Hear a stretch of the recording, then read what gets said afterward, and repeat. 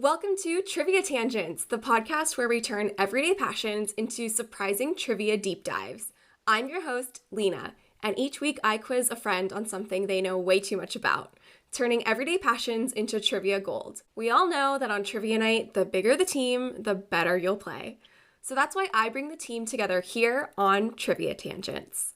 Today's guest is Hannah, who's here to talk all about rock climbing. So get ready for some fun facts you'll definitely want for your next trivia night. Hi, Hannah. Welcome to the pod. That statement about quizzing friends on something they know way too much about is outrageous because I'm about to embarrass myself with my lack of knowledge about rock climbing trivia. Nico told me to study.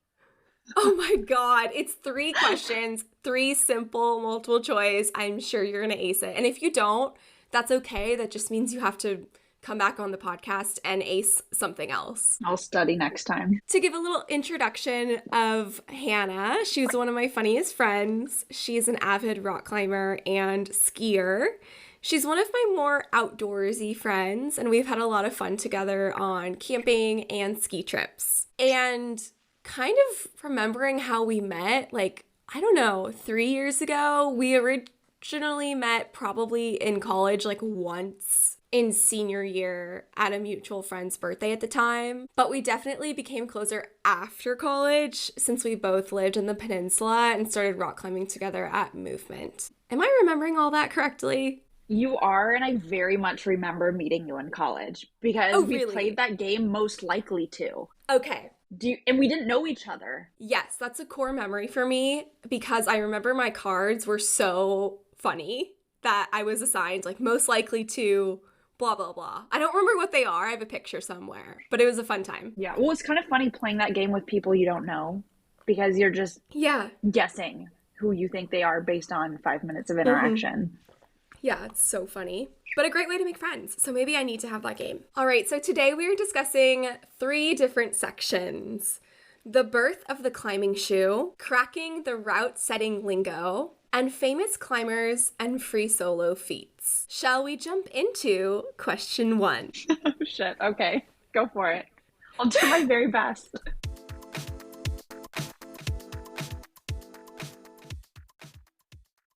Section 1, the birth of the climbing shoe. Trivia question 1. Which brand is considered to have made the first purpose-built rock climbing shoe? A. La Sportiva, B. 510, C. Boreal, or D. EB? The first all-purpose climbing shoe? Yes. I'm going to go with La Sportiva. That's a really, really, really good guess, and that's why I included it, because I wanted to trip you up, and you're wrong. Shit. What is it? That's okay. The answer is EB, and it stands for Edmond Bourdonneau, French guy. Never heard of that. I know. Let me tell you a little bit more about this. Are you ready? Go for it. Okay. So here's a little mini deep dive on the answer of this question, which is actually really interesting. So in the 1930s and 40s, climbers wore really heavy boots.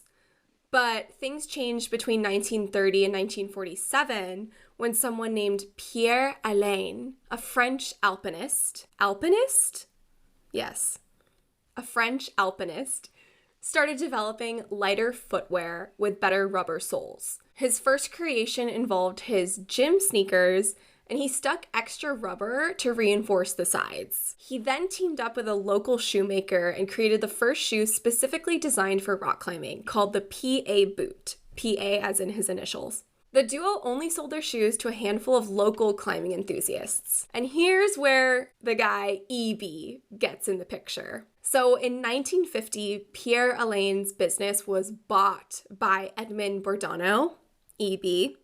He was an expert shoemaker. And he kept manufacturing the climbing shoe, but now with his initials, EB, on a round piece of leather on the ankle, so his little company logo. And these shoes transformed the sport, allowing climbers to confidently tackle steeper, more technical routes. The success of EB paved the way for modern brands like La Sportiva, 510, and Scarpa. So I know that answer, or the question, was a little bit tricky because it was framed as in what brand. I guess if you were to ask who made the first climbing shoe, it would probably be Pierre Alain. but I wanted to talk about the brands. So there you go. Well, and as you were talking, I looked up whether he was dead or not, because there's another climber with, like, a French climber with a similar name who had died super young climbing. Oh, and shit. I don't know the name now, but he died at 96, so we're good. Pierre Lane lived a long life. 1930s was almost 100 years ago, so most likely he's dead. Yeah, he's dead now. Yeah, along with a lot of other rock climbers, which is really sad, but we can get into that later. So, Hannah, back to this section here, all about climbing shoes. Do you remember your first pair of climbing shoes ever? It wasn't that long ago. So I'm pretty sure I had, was it La Sportiva? It might have been. Like the really, really flat kind. Yeah. That isn't a good climbing shoe, but is like the cheapest shoe because it doesn't fuck up your whole foot. So many of the climbing shoes are like this. Yeah, and after like dancing pointing. my whole life, I'm not about to fuck with that again. Like, it's just not happening. It's not fun anymore. When your shoes like that, like, what in the world? You're not having fun. Yeah, every time I climb, I have to take off my shoes in between each route, basically, just because it's so uncomfortable. And my shoes are pretty simple. They're just basically flat, like your first shoes too. But still, they're pretty uncomfortable to wear. They're not meant for walking. No, I mean, no climbing shoes are meant for walking. You wear like different shoes on the approach to an outdoor climb. You would never wear your climbing shoe. But I wear more aggressive ones now, but they're not nearly as aggressive as like the point. Some of them are literally like a little rainbow, the arch of the shoe. Dude, yeah. It's outrageous. Outrageous. In dancing, did you ever have your teacher or coach like sit on your toes while you're sitting in a pike and have them like get your toes to be really aggressively pointed into a rainbow shape? I mean, not that specifically. I didn't have somebody sit their ass down on my foot. No. Is that a normal experience? Oh, okay. I was literally just talking to Elizabeth in the last episode about our experience in gymnastics, and yes, that's a normal thing for gymnastics. Oh, what the fuck? No, I don't feel like that ever happened to me in dance, but probably dance has a healthier culture. I mean, it's not known for that, but okay. Okay.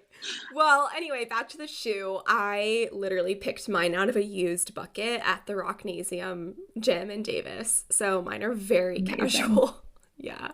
And you still have the same ones? Yeah, I still have the same ones. They're literally falling apart. But also, I don't climb as much as you do. Yeah, fair enough. So like the rubber gets hard or something over time. You can't really use, the rubber doesn't last forever. You can't buy climbing shoes years in advance and just keep them.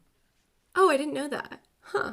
Yeah, the rubber, like, you would want to, I mean, people will still use it and it's fine, but theoretically, you want fresh rubber on your shoes. Damn. Maybe that's why I'm not very good. Because your shoes are how many years old now? So old. Old. And who knows how many years they were used before I picked them out of a bucket. Yeah, your climbing shoes are at least a decade old. They're not great. Well, okay, maybe after this episode, I'm going to know more about shoes and I'll be able to pick out a new pair that works for me. I'll go with you. Okay, perfect. So you were saying you have more aggressive shoes now. I guess that means, yes, you've tried in stiff-soled shoes versus more like sensitive, soft-soled shoes.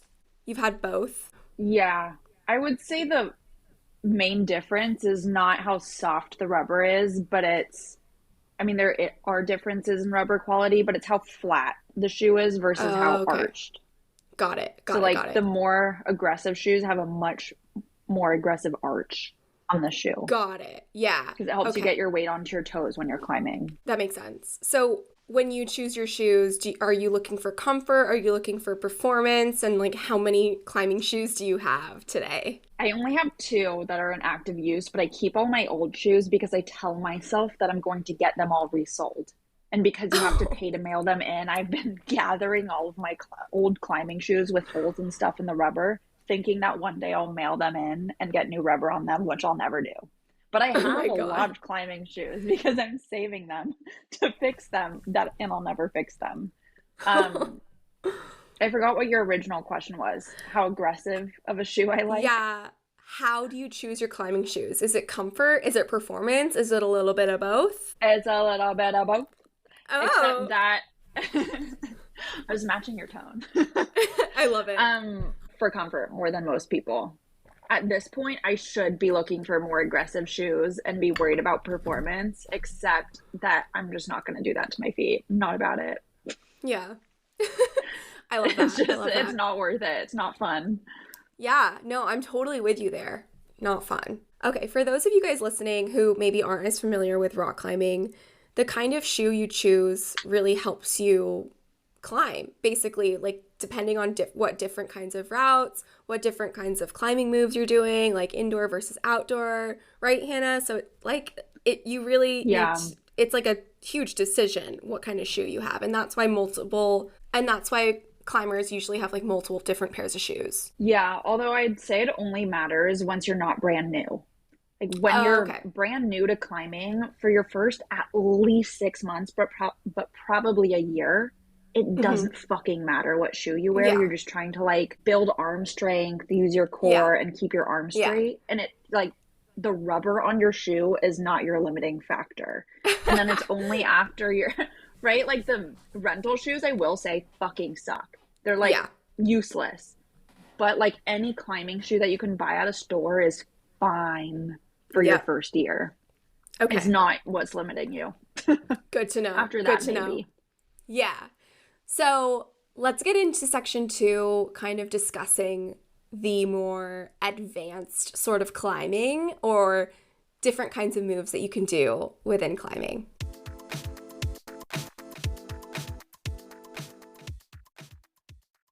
Section two, cracking the route setting lingo. Are you ready for trivia question two? I think I'm ready for this one.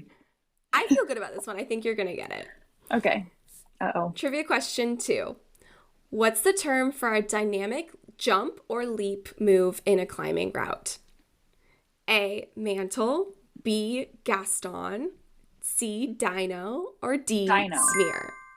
Yeah, dino. Good job. Wow, that was quick. And then do you know what the other ones are? Mantle, Gaston, smear? I do, except I was only half listening because I knew the answer was dino before you went through the options. But those Okay. are all like dino almost is like so obvious because that's the name for a dynamic movement. There's a reason it's called a Yes. dino. Yes. So Well, I wanted to make sure you got at least one question right. So thank you. I appreciate it. This was going to be really embarrassing if I got nothing. So just before getting into the deep dive, let's just quickly explain the other options. So I had to look these up in all transparency. I know I'm a climber, but I'm not that good. Okay, so mantle is when you push down on a hold and bring your feet up to meet your hands, right? Yeah, it's almost like Yeah. Yeah, like push down on pushing. it. Yeah, okay. And then smear is using the friction of your shoe against a surface when there aren't defined holds, right? Yeah. So it's Yeah. ass. It sucks. Yeah, because like you could slip and it's really scary. Yeah, cheese grate down the wall. That's what I call it. Oh, God. That's awful. Envisioning that is horrible. No, it fucking sucks. And then Gaston, which is basically pushing outwards on a hold with the palm facing Oh, inwards, similar to like prying open a door. is that Am I just when right? you like I Like feel like I this? should know that term. Yeah, I think that's all it Like, is. It's just like the yeah. tension. Yeah, exactly. So as you guys can see, route setting has its very own special language, lingo, jargon, and dyno is one of the most exciting moves in a climber's vocabulary, according to the internet. So dyno, dyno, is short for dynamic move, like our expert Hannah said. And it basically requires a climber to jump or lunge to the next hold. And sometimes both hands and feet can come off the wall. And route setters use this move to create high energy, thrilling sections of a climb. Other jargon includes slab for low angle climbs, overhang for steep routes, and then crux for the hardest part of the route. Professional setters carefully choose these elements to create a balanced, challenging, and fun experience. So, Hannah, I would love to pick your brain a little bit more about these different kinds of moves here. Do you think you would prefer a static move or a more dynamic move when you climb? That is the easiest question I've ever answered in my entire life. Static. Nobody who has gone to therapy likes dynos. Oh my God. Okay, so would you say that dynos are thrilling and high energy or scary and terrifying? Both. Everything. For me, it's just not going to happen. I love that. So I guess, in my opinion, same. I like static. My favorite move, I think, is called an arm bar. So it's like when your route is kind of along near the corner of a wall, like an edge or corner, and you kind of have to use your arm to wrap around the wall, and there's no hold there. You kind of just have to like wrap around. I don't know if this is an official move, but I like when that happens. What about you? What's your favorite move? I don't know if I have a favorite move. I'm a good mantle girly because it's low strength. It's not like as hard, in my opinion, to like get my leg up because I used to dance, so flexibility is not the issue. And so it's a lot easier to just like hold yourself up like that as opposed to pulling yourself up from a hold. 100%. Yeah, mantle, good way to go. Okay, cool. So in your past climbing experience, do you have a most memorable or scariest move that you've tried in the past? I don't think I have like a scariest move, but like I could tell you the scariest experience I've ever had climbing, and it's like not about the climbing, but it's about the features of being outdoors. So wait, this is kind of perfect because I have my bird here. I'll show you. I like birds. However, I hate pigeons and I'm afraid of pigeons. And so one time I went climbing outdoors at Mount Diablo, and there was a little cave in between two climbs. And I'm halfway up this wall and I start hearing flapping in this cave. I'm in tears. We got there super early because there's like one climb, and so a bunch of people are waiting to get on after me. So there's a crowd of people watching me at this point, and I am crying over pigeons, screaming to be let down off this climb. I think there's a video of it somewhere. And so most of my like scary climbing experiences don't really have a whole lot to do with climbing, but because I freak myself out over some feature that has nothing to do with the actual climb. Pigeons scare the shit out of me. So that's my most scary experience climbing. Oh my God, that was so unexpected. Pigeons. Yeah. Pigeons. That was a couple years ago. I hate pigeons. What is it? But why? What is it about pigeons? You have a bird. They're dirty sewer rat birds. Okay. They're street birds. What about the ones that have like pretty green, purpley necks? They're all disgusting. They're like, I imagine them rummaging through people's food and trash that they've left on the ground and hanging out around the sewers on the street. They're rat birds. Yeah, basically. And I didn't want one near me. And I think they're really comfortable around people. And so this whole time on this climb, I'm in front of this cave full of what sounds like 20 fucking pigeons that could fly out at me at any second and touch me with their dirty rat bird wings. Ew. Oh my God. I wonder if birds can get rabies, because that would make it even more terrifying. What are your thoughts on ravens then? Because here in San Francisco, we have a lot of ravens. Or are they crows? They're big black birds, and they're always the ones rummaging through the trash. I haven't thought about ravens as much, or crows, whatever's there in San Francisco. I just don't see them as often. Pigeons are everywhere. Okay, I feel like, pigeons is like mostly an Oakland thing, or like a downtown, and then ravens are like more, I don't know, nature. They like to hang out in the nature. But anyway, that was a tangent. Welcome to Trivia Tangents. That's what we do here. So, getting back on track about climbing moves, how do you mentally approach the crux of a climb? Do you have any tricks or mindset hacks, or do you just full send it? No thoughts? That's a really good question, because there is probably a right answer, which would be to plan it out before you get there. Like, you're on the ground. Have you ever seen somebody standing on the ground just like, Yeah, I think it's doing kind of nothing, talking to annoying. nobody, and just doing Yeah, arm movements. They're planning out what they're gonna do. yeah. Christian says it's getting beta. Basically, like, just like inhaling information from the wall. The wall is Inhaling speaking. it.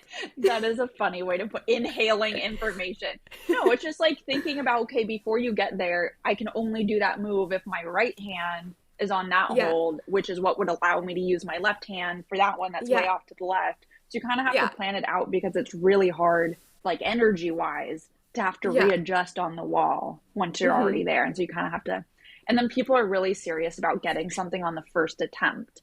And so I Mm, don't really care about that. Just if I get it, same. I get it, and that's great. And I'll Yeah, keep trying. I don't really yeah. care. But some people are really serious about like, first try, I did it, and that's it. Oh my gosh, those people are very competitive. So you're Yeah. saying you don't think about it, you just go in, you just do it. Yeah. Sometimes I look at it, especially if it's at the very top of a wall for bouldering. Yeah, I don't love falling from the very top. So if the hardest part is at the very top, I want to plan it out in advance. But if it's at yeah, the bottom, there's no chance that I've planned it out in advance. yeah. That you bring up Yeah. a good point, bouldering versus top rope. So when I'm rock climbing, I only do top rope. And I usually like to have my partner goes first so then I can like watch them and see what kind of route they take, what rocks or holds they grab onto and which ones they skip. Do you like to go first or second when you're doing top rope? I think that's assuming that we're doing the same climbs. It's pretty Wait, you unlikely that I'm climbing, like for when top we roping, if we're indoors, yeah. like that assumes that I'm doing this all the same routes as the person I'm climbing with. Wait, oh, okay. Because when we rock climb together, we always kind of, did the same ones. Or at least that's how I do it. Well, but you really don't have to for top rope or for That's lead true. climbing. Any rope climbing, actually, unless it's outdoors where it takes a whole lot of effort to set up an anchor at the very top, Yeah. like you kind of have to commit to all doing the same route there because it's going to take an hour to set it up on a different Yeah. route. Uh-huh. But indoors, there's no reason you have to be doing the same route as somebody else. So theoretically, yes, I like to watch somebody else do one first. However, if they send it really smoothly, then it's way too much pressure for me to do that same route right after. So it's a Got it. mixed bag. And there's also something about the puzzle solving aspect of climbing where you don't really want to watch exactly how somebody else does Mm, it because it stifles your own problem solving and creativity. that makes sense. That makes sense. Yeah, I don't know. I guess I just like to have someone figure it out for me and then I can just copy them. Okay, so you're there Um, for the exercise and not for the puzzle solving. yeah, I guess not. I'm like, okay, if I want to puzzle solve, I have my Rubik's Cube right here always. So, Do you really? yes, I know how to solve a Rubik's Cube. I have it on my desk at all times. I'll show you. Damn, girl. Here it is. And it is solved right now. I can confirm for viewers that Lena has solved her Rubik's Cube. Thank you so much. Yeah, you know what? Maybe I need to do an episode on that, but I would just be interviewing myself. One more thing about like the top rope, like you said, you're like, oh, anyone can just do whatever route they want. I guess that proves I'm really lazy because I'm like, okay, if the gym is really busy and we've staked out this one route, people like tap on your shoulder, like, hey, can I go next when you're done? And like, if your partner wants to do it, it's like, okay, this is your chance to do it. And then also doing the not loop-de-loop thingy takes a lot of effort for me. So I'm like, okay, if I do it, we're both doing the same one, right? I know I have to untie and they have to do it, but I don't know. Interesting how Fair we enough. think about that differently. Yeah, I do not think of that as a high effort thing to make the figure eight and retie in because Yeah. in a gym, it stays tied most of the Yeah. time. And Yeah. you don't even have to retie it at a new climb.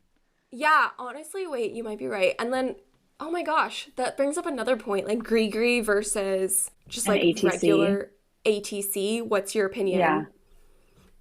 I mean, I would prefer to have more safety features than not. So, Yeah. GRIGRI.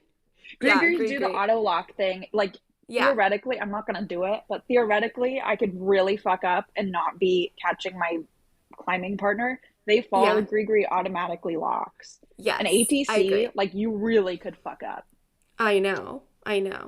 So those are just basically devices that are attached to the belayer's harness, and that kind of is what connects the belayer to the rope, which is really important because the rope is then connected to the climber. So if they fall, there really needs to be that sort of system that makes sure that it catches them if they fall. So GRIGRI versus ATC, maybe we can have that as a poll question and see who prefers which and which one wins. Anyone who says ATC needs therapy, I will confidently say that.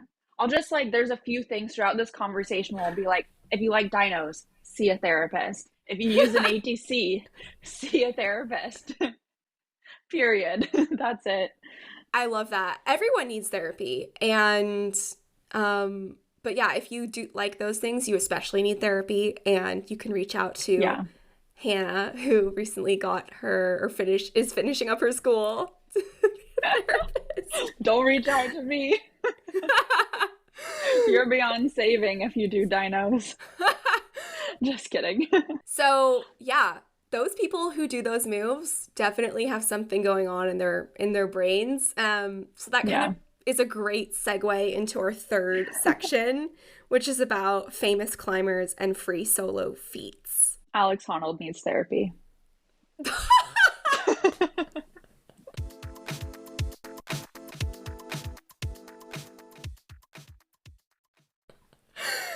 Okay, let's see if you get question 3 right. Are you ready? Mm-hmm. Who famously completed the first free solo ascent of El Capitan's freerider route in Yosemite? What a good segue. What a great segue. I'm just going to let you answer that and not even read the multiple choice. Go ahead. Tommy Caldwell? I'm just kidding. I know. Wait, because he was one of the multiple choice people. My boy Alex. What's that? There's like a viral video of him blasting Fetty Wap from a speaker as he free solos El Cap. Have you seen that? That's iconic. I haven't seen that. Please send it to me because I want to put it on the Instagram. Yeah, I'll send that to so you. Funny. It's pretty funny. And he's just like unbothered. He needs therapy. I wonder if he already is in therapy and what his therapist thinks. Okay, my genuine question, as somebody who works in mental health, is if somebody tells you that they plan to free solo a climb that's going to take multiple hours, something like El Cap, where if you fall, you're dead. Yeah. Is that considered a risk to self, which would spark mandated reporting requirements on the part of the therapist? Like, does the therapist, if told by their client that they're going to go free solo something ginormous that will lead to their death with one tiny slip up, do they have to call the police? That's a great question. I wonder that. I mean, okay, let's say Hannah, if you when you like have your license and everything, if you have a client who says that to you, are you going to go to the police? I mean, that's probably not.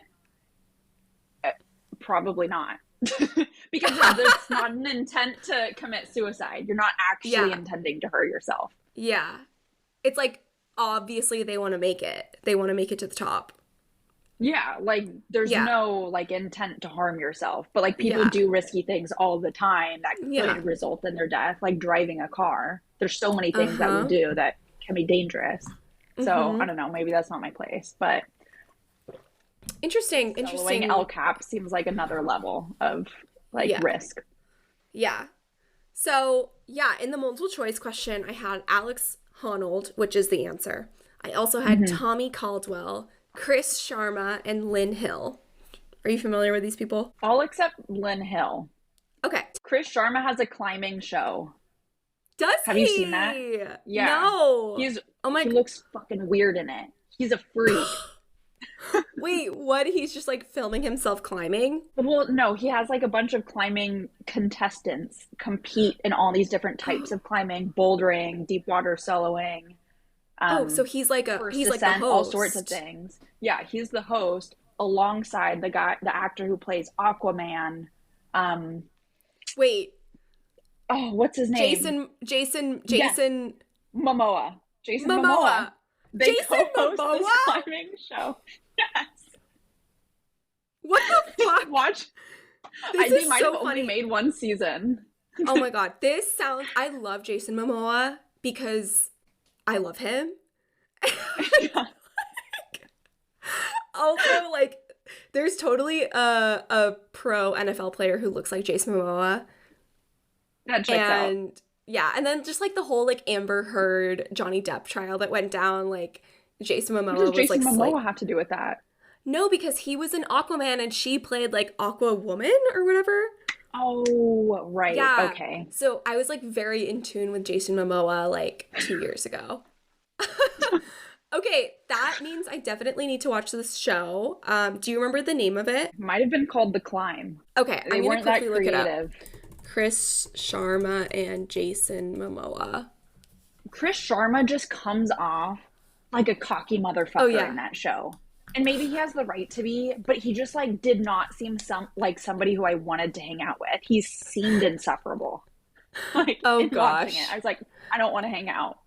Oh my god. Yeah, honestly, like some people who climb like can be just like so fucking into it and like so cocky. Yeah. It's like annoying. But yeah, you're right. Yeah. Jason Momoa and Chris Sharma have a show called The Climb. You can find it on HBO Max. Yep. There you go. The other folks on that list, because we're talking about Alex Honnold, but I want to make sure these other people get a quick shout out. Tommy Caldwell, 46-year-old American rock climber. He's still alive. Yay. He's from Colorado, and he is known for the first free ascent of several major routes on El Capitan in Yosemite, but he's not the first person to make it. That was Alex Honnold. Is that right? Yeah. Sounds right. Cool. And then, yes, we mentioned Chris Sharma. He is also still alive. He's from Santa Cruz. Pretty cool. He's 44 years old, and he has a show with Jason Momoa. Very cool. And then lastly, we have Lynn Hill. She's a 64-year-old woman. She's still alive. Famous American rock climber from Michigan, and she has a book called Climbing Free, which makes me think she's practiced in the art of free solo. So that's pretty cool. 64 years old. Yeah, sport. Yeah, holy crap. Sport. I feel like I know who you're talking about now that you've described her. Yeah. Yeah, Chris Sharma set a lot of the routes at Castle Rock, which is like a big climbing area in Santa Cruz. No way. How cool. He might have been like first ascent, or I don't know the details. I don't know if he bolted the routes or if he was just first ascent, or if, I don't know. Yeah, like designed it maybe. That's a cool fact. Have you climbed there? I have. It's better known for bouldering. There's better bouldering than there is rope climbing.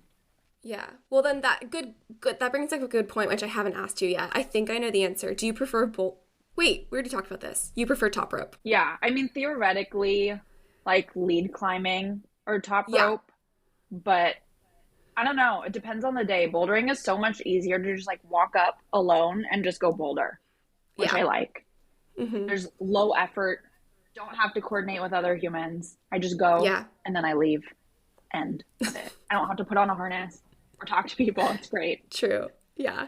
Hannah just likes low human interaction. Got it. Same. Yeah, which if you knew me, you would understand why that works better for me. So. Oh my God. And then for the listeners who don't know, lead climbing is basically when the rope is not connected to the wall or to start with, but you have to continuously clip it into the carabiners as you're going up. Is that right? Yeah. Look at you go. Okay. Yeah, I'm like, why am I even interviewing Hannah? I know all about this. I know. You're a pro. Yeah, you like bring the rope apparently. up with you. And you can fall much bigger distances. Yeah, and it's really scary and kind of funny to see people fall because then their partner on the ground flies up in the air, because of physics. So. Well, yeah, that is if your belayer's lighter than you. Yeah. Okay, so let's get back on track. Let's share a little bit more about Alex Honnold, our main man who free soloed El Capitan and who definitely needs therapy. So Alex Honnold stunned the world in 2017 when he became the first person to climb the 3,000-foot free rider route in El Capitan, which is in Yosemite. He did this without ropes or protection, known as free soloing. This is captured in the documentary Free Solo, and his ascent is seen as one of the greatest feats in climbing history. Free soloing is incredibly risky, but represents the ultimate test of mental fortitude and precision. Most climbers stick with ropes and protection for good reason, but Honnold's achievement has inspired a lot of awe and debate in the climbing community. So I'm assuming you have seen Free Solo. What are your thoughts on the documentary? I mean, he's such an interesting person because if you think about it, there's something really meditative about him doing that. Yeah. And in reality, his skill set is much higher than El Cap, right? Like to him, that's a warm-up route. Like he's chilling on it. But the thing that gets me is not about like his ability to do that, which we all know he can, but it's committing to nothing going wrong. And that's not all in your control, right? Like you can tweak your finger a little bit, a little rock could fall off the wall, and like your hand slips off. So many unexpected things could happen. Like you could cross a cave full of pigeons. That's such a good point. Actually, I don't think there's caves on that route. Okay. But well, yeah, but that's interesting. That's crazy to think that like El Cap is just probably a warm-up route to him. I remember watching the documentary. I've seen it twice now because it was so interesting to me. I just remember his wife or his girlfriend at the time being so scared.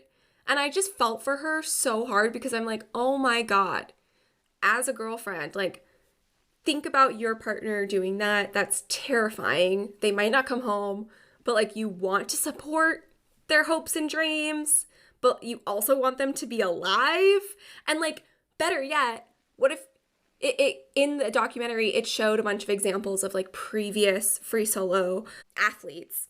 And some of them were fathers, some of them were mothers, and like they died and their kids were left behind. And that's just so incredibly sad to me. So that's kind of the part that stuck out the most. And I was like, I looked to Christian and I'm like, you have to promise me right now you're never, ever, ever, ever, ever free soloing ever. So I don't have to be worried about that.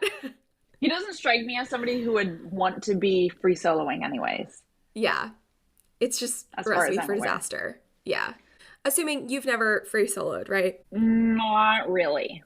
No. Okay. Not really. Okay. There's like have you heard of the Flatirons in Colorado? No. It's in Boulder, but there's 3 Flatirons, and I can't remember whether it might be like the second Flatiron. I always forget which one, but like technically there's no, like I did it without a rope with Nico and with his friend who lives there, and it took a long time. Took a long time because I was going really slowly in case something happened, but it is like technically on a rock face, but it's kind of more like a scramble. Like it's really easy climbing. I did it in climbing shoes, but Nico and his friend did it in like normal shoes. Oh shit. Okay. How long were you up there like without a rope? Like 2 minutes? 2 hours? Yeah. I mean, I did it pretty fucking slowly, but Nico's friend who we went with at one point, I think held the record for fastest time from parking lot to the base of the climb and all the way back down, because he would like park his car in the parking lot, run to the start of the climb. He basically ran up it because it's an easy climb, and then would come back down, run back to his car, and have like a record time for how fast he does it. And I think his time was half an hour. And I spent 2 hours, like car, full loop back to the car. And it took me 2 hours just on the actual climb. And like 30-minute hike up. Oh my God. I said probably because you're being careful.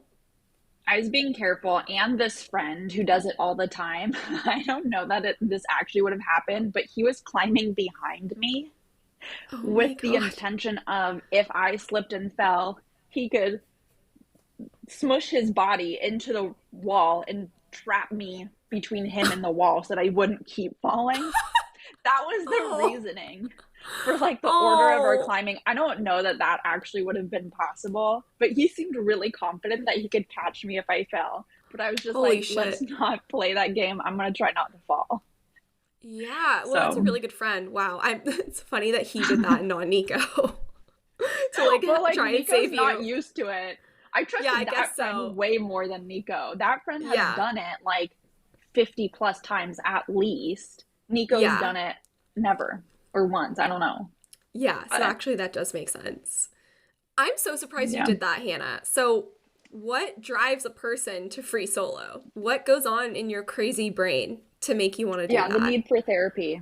Yeah, the need for therapy is what drives it. I'm The just kidding. mentally ill people. No, what actually happened though was I wasn't committed to doing it. Before we went on this trip to Colorado, we were talking about doing this. But then the day before, the decision was we're going to hike up to the base of this climb, and depending on my anxiety levels, like in the moment, I am deciding whether or not I do this. Because if I'm anxious, we're just turning around and not doing it. But I Yeah. felt pretty calm when we got to the base of the climb. So I was like, Yeah. I can do this if I'm calm.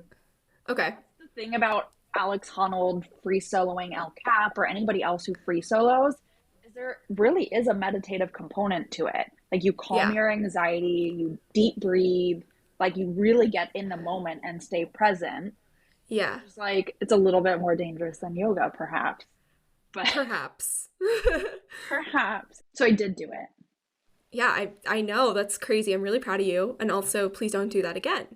What is your anxiety level? Like, oh, 0 is like, I could fall asleep right now. And 10 is like what? Like, I mean, in when you were trying to In assess your general, in general, when you're trying to assess your anxiety, like what kind of range do you use? like specifically for that climb or in general when I'm climbing, like Fine, what's the fine, peak level of anxiety? fine for that climb specifically. Um, I mean, for that one, I was like chilling. I was having fun. I was not stressed out. Like Yeah. I was going really slowly and like being calm about it and not fucking around. Like this is not something where you're joking around with your friends and like doing Yeah. stupid things and smacking somebody's ass on the way up. Like which would be something that I would do in normal Yeah. circumstances. Like Yeah. you have to take it seriously, but I was pretty calm. In Okay. general, I get stressed out climbing, especially outdoors. Hmm. Indoors, I don't get as stressed, but I am somebody who will like come down shaking and crying, like freaks the Yeah. shit out. On a Yeah. windy day, for example, like that never happens indoors, Yeah. obviously, but that's something that messes with my head a ton if I'm outdoors. Or Yeah. if the rock is a little bit more jaggedy and the anchor or the top of the climb is a little bit out of view, and so you can see the rope like scraping on rock above you, Oh, that stresses me out a lot. And I know the rope's not about to be sawed in half, to but in my rip. head, Yeah. that's what's happening. That the Oh rope's getting weaker God. and weaker the longer I'm up there. Oh no. And that maybe my breakfast burrito was too big and that extra pound is going to be the death of me. Just drop. I'm just kidding, but Was the burrito worth it? No. always. Always. So, yeah, so interesting. That makes sense. I would definitely be scared outside climbing. Like, that seems more scary. There's so many factors that can go wrong that are out of your control. But I know you and I have both experienced this. Can you explain the feeling of being scared inside climbing, indoor? So can you explain the feeling of being scared even though you're connected to a rope and a harness? Like why does that happen to us? We know we're safe. That's a good question. Like, why is it that we still get scared? Yeah, like I mean, Or, don't like, you what feel does it feel scared? like? Hmm.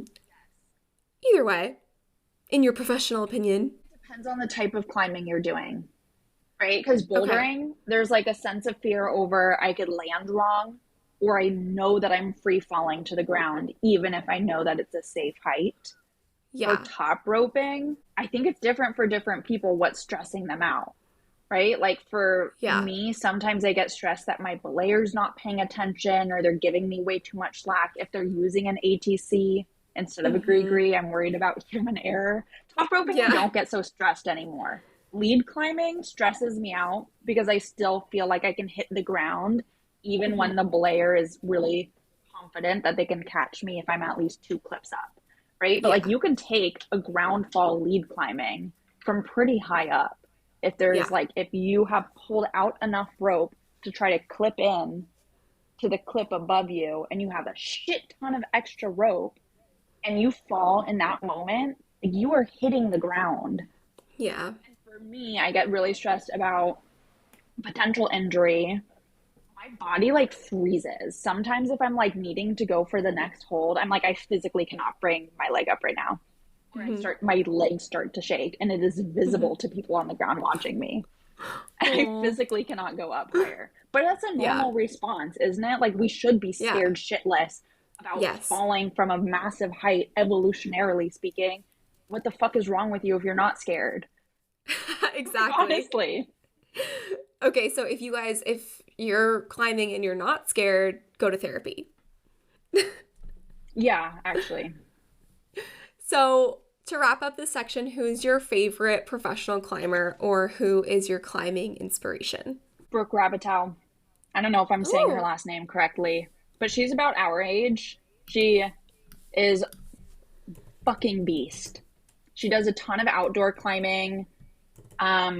She climbs for US women's team doing all sorts of like bouldering or lead competitions. She's awesome. wow, amazing. RAB. I'll have to try to spell it. Rabatow. How? It's Oh, I found it. Raboutou. Yeah. I found it. Okay, cool. I didn't know about her. Okay, she's 24 years old. She's 5'2". She is from Boulder, Colorado. That checks out. Oh my Hmm. God, she was at the Summer Olympics in Paris 2024. Yeah, she's cool. That's so cool. Okay, I love that. What if you met her one day? Would you be so stoked? Nico ran into her climbing one day. I Wait, think it was in what? Colorado. Oh my God. Because she's like, there's That's, only so many outdoor places you climb, right? So all these professional climbers who want to go have yeah, fun and climb outside, I don't know. that makes sense. That's so cool. I love that. Yeah. If Okay, anyone who like trains for the Olympics or anything else, they all train in Salt Lake City, Utah. So okay. if you're trying to run into professional climbers, go to the big Salt Lake City gyms. And then, if you're trying to run into the Mormons from Secret Lives of Mormon Wives, go to Swig. Go to Swig. Aren't they all in Draper, Utah? Are they? I think there's a bunch in, I think they're like near Salt Lake City. Yeah, which like Draper is maybe 20 minutes from Salt Lake, I Oh, think, or yeah, 30 yeah, minutes. It's close. yeah, It's close. yeah. So funny. So Utah is Yeah. full of rock climbers and Mormons. I mean, yeah, for sure. Love it. But they all climb because there's so much outdoor climbing.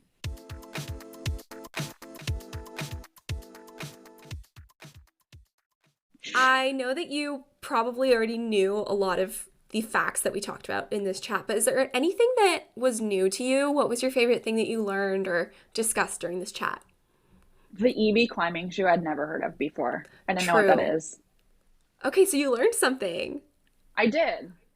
Yay. There's I a love lot that that. I don't know, but this was Yeah, like a good level of difficulty for me.